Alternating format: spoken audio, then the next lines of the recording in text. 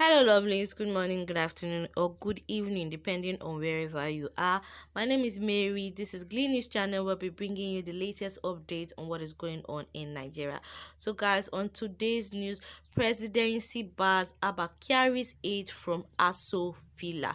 So, guys, before we go into further details on this news, I would love for you to click on the red subscribe button down below, and also don't forget to click on the notification bell so whenever we upload new videos, you will be updated. And I pray that as you support us, God will support you in whatever you are doing. Moving on into the news. The state government, which released a list of the testing centers, stated that they were in primary health centers and other facilities in the 20 local government areas of the state. As the Lagos state government established the testing centers, the presidency on Sunday insisted on its decision not to allow those who attended the burial of the chief of staff to the president, Malam Abba Kyari, access to the presidential villa for 14 days. The special assistant to the president on media and publicity, Garba Shehu, on Sunday tweeted, "There is nothing wrong with what the president has said. It is right that we should be excluded from villa." Abakari on Friday died of COVID-19 at the first cardiologist consultant hospital in Lagos, where he has been undergoing treatment for the virus. Medical experts, according to a report by Sunday Punch, had attacked ministers and other dignitaries who attended Kari's burial for not maintaining the social distancing rule. On Sunday in Lagos, the State Commissioner for Health, Professor Akin Abayomi, at a press conference said centers were established to reduce the threat of health workers who visited several local government areas for sample collection. According to him, the centers will enable the response team to have a better view of what is going on and be able to diagnose the virus at the early stage. He said, "We have decentralized the locations where you can have yourself submitted for sampling. They are not testing stations, they are sampling stations, and if you meet the criteria for testing, you'll be able to receive the counsel of the staff and your sample will be taken. We are not just testing anybody, there's a criterion for testing. You must either have COVID-19 symptoms to meet the case definition or be in close contact with somebody that has been confirmed with COVID-19.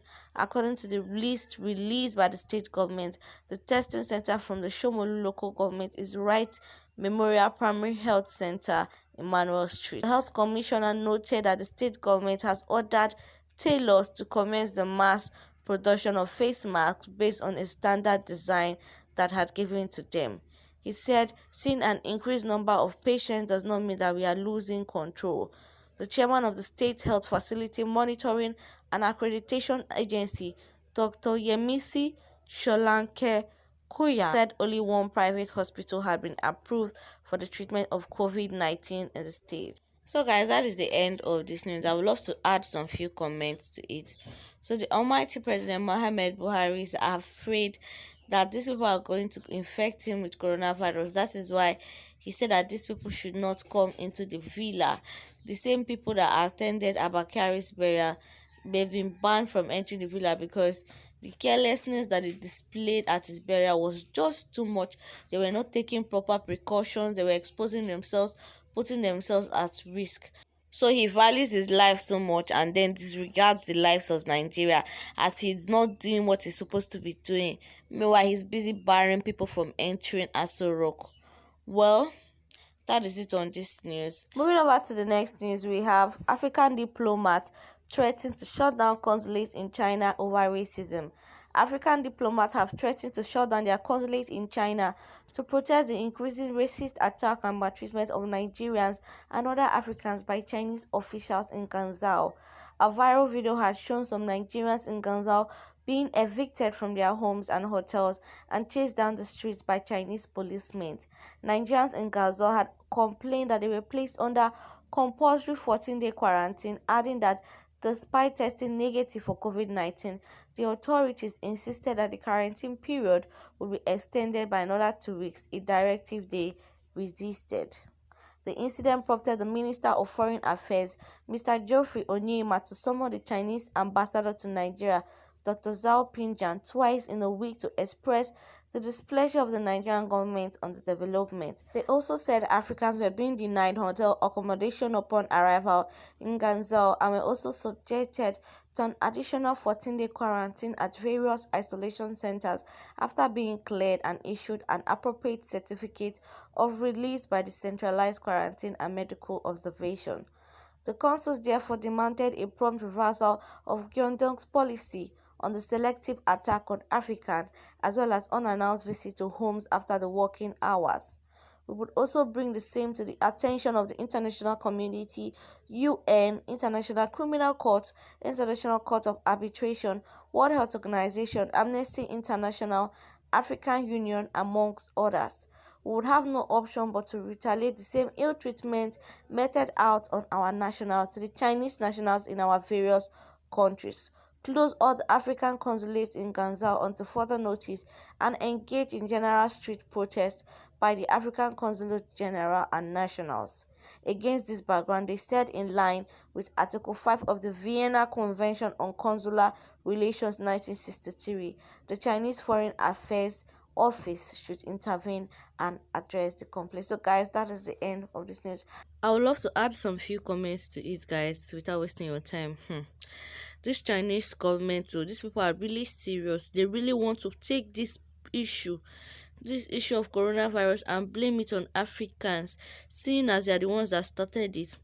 And now it has even, the whole issue has even died down in their side. So now they want to look for somebody else to carry the blame. As in, why are they being racist? Why are they treating Nigerians like this? Why are they treating Africans like this? Most of these people that they are even treating like this, most of them are students or people that came to do business in China. Not that they won't even want to stay in China. Like Chinese people, they are very racist people.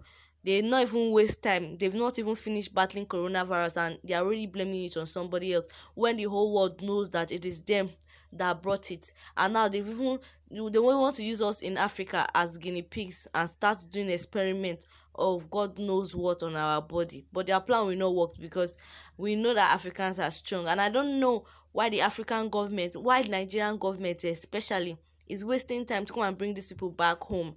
Like, these people are being treated like animals. They are being left to the streets without food, without shelter, in the middle of the night. You hear police come to your house, come and harass you. They're not even allowed to stay in hotels. They're not allowed to go to business malls. They're not allowed to partake in any activity.